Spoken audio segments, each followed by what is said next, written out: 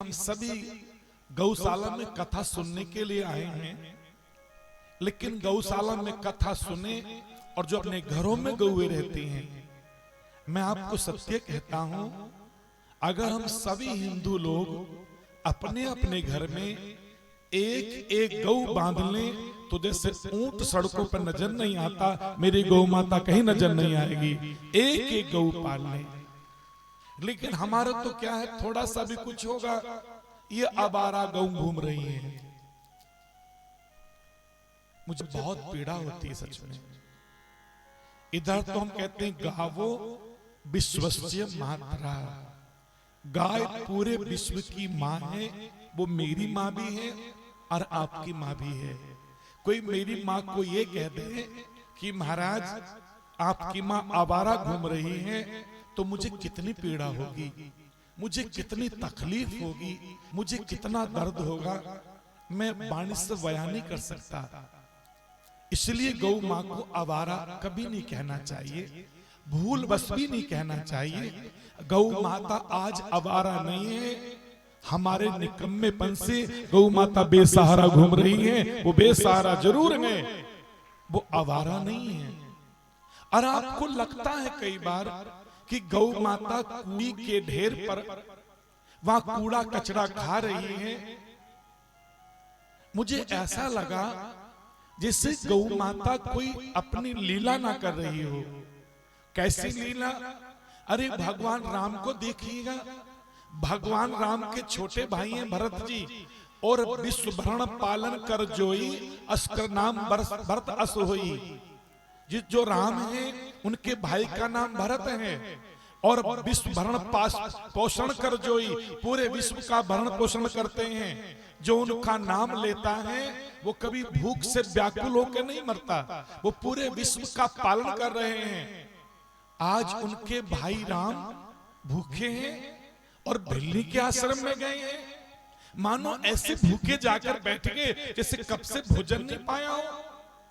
और भिल्ली माता ने उनको बेर दिए, तो महाराज ऐसे बेर खा रहे, ना जाने कब से भोजन नहीं किया, ना जाने कब से आहार नहीं लिया। तो क्या भगवान श्री राम को जिनके भाई के नाम का स्मरण करने से पूरी दुनिया का भरण पोषण होता है, वो भरत जी के भाई भूखे होंगे? तो क्या कोई राम लीला नहीं कर रहे हैं? क्या भगवान ये नहीं सोच रहे हैं कि चलो कम से कम मैं भिल्ली के आश्रम में आया हूं, भिल्ली को ये ना लगे मैं भगवान आया हूं। इसलिए भगवान ने भूखे होने की एक लीला दिखाई थी, ताकि भिल्ली का सम्मान बढ़ सके, भक्तों का सम्मान बढ़ सके। और कोई भिल्ली की तरह जैसे भिल्ली पर राम जी ने करुणा की, ऐसी मुझे कोई कूड़ी पर खड़े हुआ देखकर, मुझे भूखे और प्यासे देखकर किसी भक्त के हृदय में करुणा आ जाए और वो मुझे ले जाए अपने घर, और वो मुझे गौशाला में छोड़ दे, गौशाला पहुंचा दे। जो दुनिया का भरण पोषण कर रही है, भला उसको हम क्या पालेंगे? जो हमें पाल रही है। कई बार हमसे भी लोग कहते हैं, महात्मा जी आप हमारी गौशाला को गोद ले लो। सज्जनों, मैं इतना सामर्थ्यवान नहीं हूं कि मैं जो विश्व को पालती है, जिसकी पूजा भगवान श्री राम ने की हो, जिसकी पूजा शिव ने की हो, ब्रह्मा ने की हो, विष्णु ने की हो, जिसकी पूजा वाके बिहारी ने की हो, जिसकी पूजा ऋषि मुनियों ने की हो, जो सर्वदेव पूजिता हो, ऋषि पूजिता हो, जो सबके अघ को नाश करने वाली है, पापों को हरने वाली है, जिसको सुख करने दुख हरने कहा जाता है, वो हम सबको पालती है। हम उसको गोद नहीं ले सकते। और मैं तो कई बार कहता हूं, गैया मैया ने हमें खुद को गोद ले लिया है, हम गैया को क्या गोद लेंगे? वो तो खुद हमें पालती है, हम उसको क्या पालेंगे? हम इतने सामर्थ्यवान नहीं हैं। हाँ, लेकिन मैं कई बार एक प्रश्न पूछता हूं आप लोगों से, सबसे पूछता हूं। मेरा प्रश्न होता है कि हम लोग सब दान देते हैं, देना चाहिए। दान श्रद्धा समान, दान सामर्थ्य समान होना चाहिए। श्रद्धा तो है ही है, सामर्थ्य भी होना चाहिए। और सामर्थ्यवान लोग गौशाला में दान नहीं करेंगे तो ये गौशाला कैसे चलेंगे? चूंकि हमारे देश में तो मुख्यतः 4 वीर हुए हैं। एक धर्मवीर हुआ है जो आलस्य को त्याग कर हमेशा धर्म के मार्ग पर चलता है, धर्म से विचलित नहीं होता, उसे धर्मवीर कहते हैं। एक सूरवीर है जो धर्म की रक्षा के लिए, राष्ट्र की रक्षा के लिए, गौ मां की रक्षा के लिए, अपनी मर्यादाओं की और शिष्टाचार की रक्षा के लिए अपने प्राण भी न्यौछावर कर देता है, वो सूरवीर है। एक कर्मवीर है, कभी आलस्य नहीं करता, निरंतर कर्म करता रहता है और कर्म की इच्छा भी नहीं रखता, उसकी जो कर्म के फल की इच्छा उसको भी त्याग देता है, बस मुझे कर्म करना है।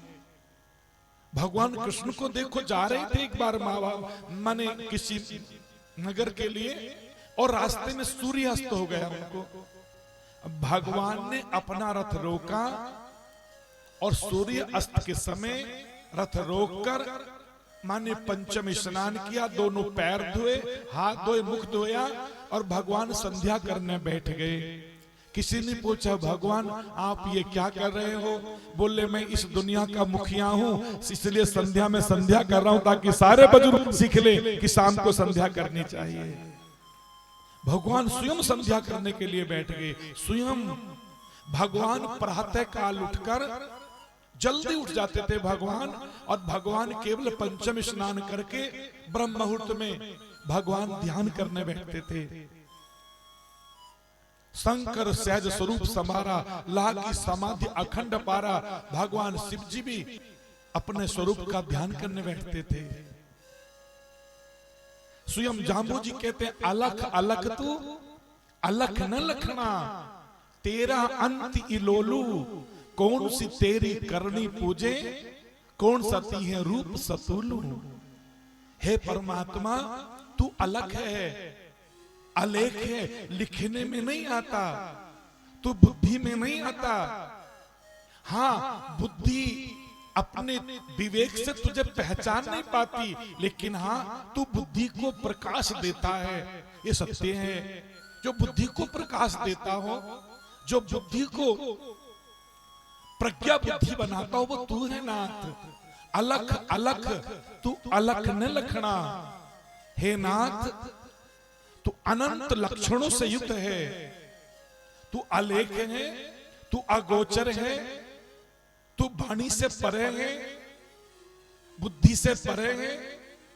अलख अलख तू अलख न लखना, तेरा अंत लोलू हे मेरे नाथ।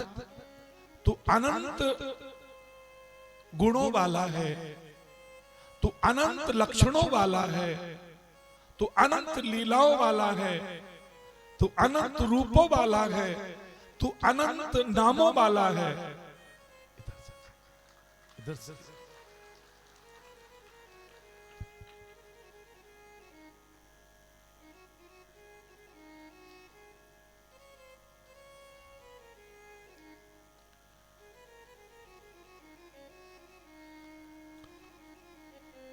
इसलिए अलख अलख तू अलख न लखना, तेरा अंति लोलू।